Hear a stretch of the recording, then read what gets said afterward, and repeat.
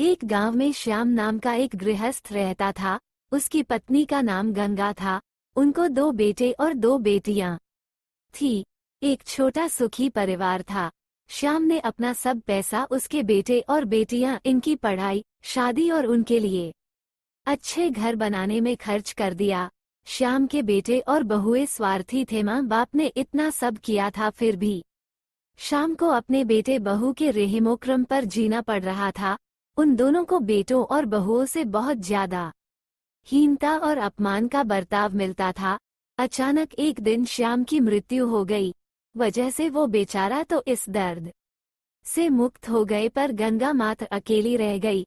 गंगा ऐसे ही उदास मनस्थिति में मंदिर गई। वहां उसे उनकी बचपन की सहेली शांता मिली। उसे देखकर उसे अच्छा लगा। गंगा को उदास देखकर शांता ने गंगा से उसके उदासी का कारण पूछा। गंगा ने अपने दुखी जीवन का सभी विवरण बताया। वो सब सुनकर शांता ने उसे गुप्त में कुछ तो कहा।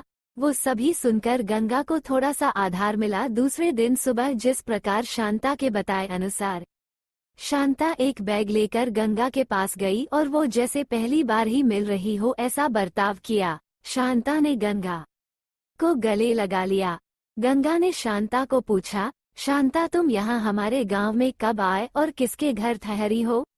गंगा के दोनों बहू गंगा की आवाज सुनकर तुरंत अंदर से बाहर आई।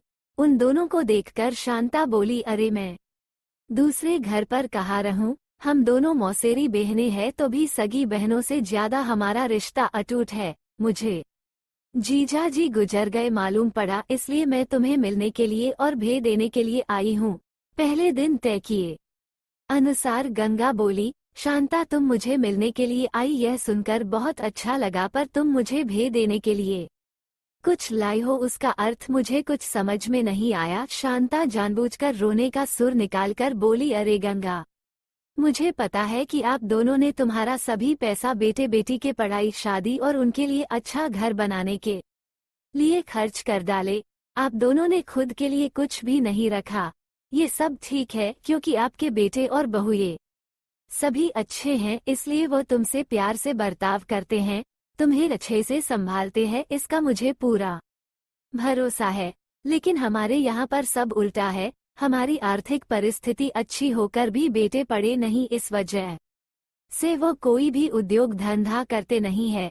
उनको सिर्फ बैठकर खाना आता है। अमीर है, इस वजह से उनकी शादी भी हो गई, परंतु उनकी पत्नियां हम दोनों का बार बार अपमान करती रहती है और मेरे बच्चे वह देखकर भी कुछ भी नहीं बोलते उन्हें। फिर शांता आंखें पोंछने का नाटक करती है और वो आगे बोली, अभी ऐसी परिस्थिति में हम दोनों को जीने की इच्छा भी नहीं होती और अब हमारी जिंदगी भी कितनी बची है। इसलिए मैंने तय किया कि मेरे पति का नजदीकी कोई भी नहीं है और तुम्हारे सिवाय मेरा कोई भी नहीं है। इसीलिए सब पैसा बेटों को देने के बजाय तुम्हें आधे पैसे दे दूं। ऐसा विचार करके मैं मेरे पति की रजामंदी से 25 तोला वजन के 10-12 सोने के गहने और 50,000 रुपए इस बैग में लाई हूँ। इस बैग में 45,000 की नोटें हैं और 1 रुपयों की 5,000 अनाने हैं। अभी तुम कुछ भी ना कहते हुए हमारा प्यार समझकर यह बैग और उसकी चाबी ले लो। मैं सिर्फ तुम्हारे पास चाय पीकर तुरंत चली जाऊंगी। शांता का ये बोलना सुनकर सास की बहन कोई सामान्य औरत नहीं है, बल्कि बहुत अमीर औरत है और धन की तिजोरी साथ लाई है। ऐसा विचार करके गंगा की बड़ी बहू प्यार का नाटक करके उनको बोली कि क्या मासी आप इतनी जल्दी क्यों जा रही हो? अभी आए हो तो रहो हमारे घर 2-4 दिन। आपके बेटे और बहू भी नई पीढ़ी के हैं, इस वजह से आप उनके तरफ ध्यान मत दीजिए। आप दोनों पति पत्नी ने आपका जीवन यशस्वी किया है, वैसे ही हमें भी उस बारे में मार्गदर्शन दिया तो अच्छा होगा और कैसे जीवन जीना है हमें भी समझ में आ जाएगा। तभी शांता उसे बोली, मेरे पति के दोस्त आज प्लेन से रात को 12 बजे हमारे घर आने वाले हैं, इस वजह से मुझे जाना होगा। हर एक मनुष्य की जिंदगी में ऐसा प्रसंग आता ही आता है कि जिसकी वजह से उसकी आंखें खुलती है और वो मनुष्य समझदार होगा तो उसे मार्ग दिखता है।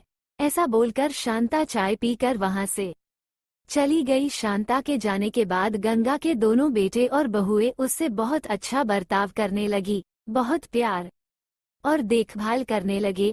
गंगा खाना खाने के बाद रात को अपने रूम में जाकर दरवाजे की कुंडी लगा लेती। शांता ने दिए हुए पैसे पत्थर पर पीटकर बजाकर गिनती थी।